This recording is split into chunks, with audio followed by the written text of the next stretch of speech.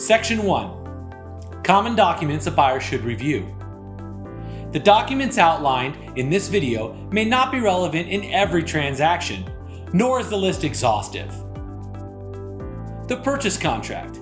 Buyers should protect themselves by taking the time to read the real estate purchase contract and understand their legal rights and obligations before they submit an offer to buy a property. There's a link in the description below to a video that covers the entire purchase contract, as well as a sample copy. The MLS Printout. A listing is a contractual agreement between the seller and the listing broker and may authorize the broker to submit information to the multiple listing service.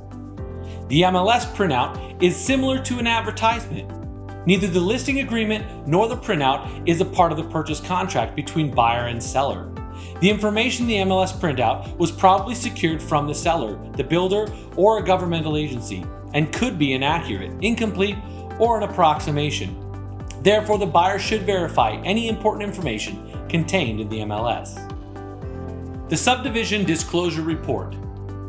A subdivision disclosure report is intended to point out material information about a subdivision.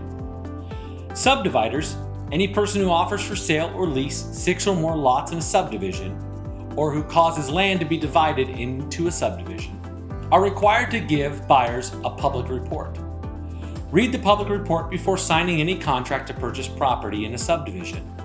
Although some of the information may become outdated, subsequent buyers can also benefit from reviewing the public report.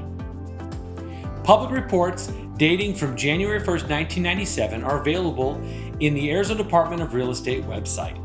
The ADRA does not verify the information in the public report, therefore the report could be inaccurate, so it should be verified by the buyer.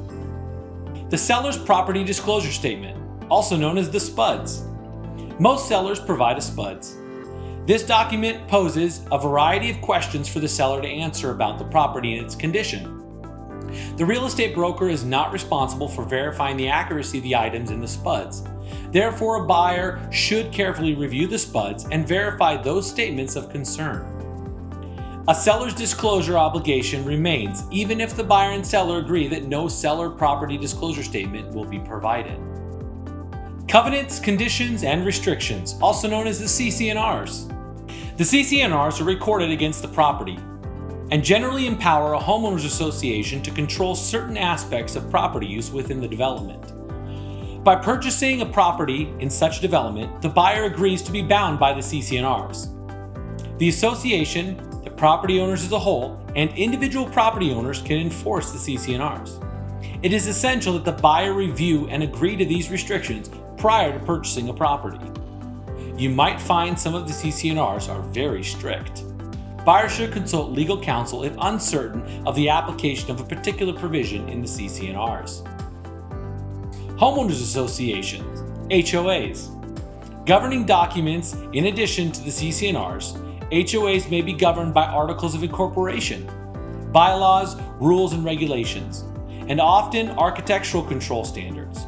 Read and understand these documents. Also, be aware that some HOAs impose fees that must be paid when the property is sold. So ask if the purchase of the property will result in any fees. Condominium and planned community HOAs are regulated by Arizona statutes. They are not under the jurisdiction of the Department of Real Estate. Nonetheless, the Arizona Homeowners Association dispute process is administered by the ADRE. HOA Disclosures.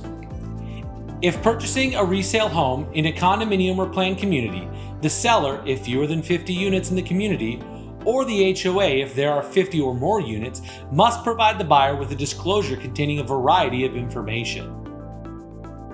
Community Facility District.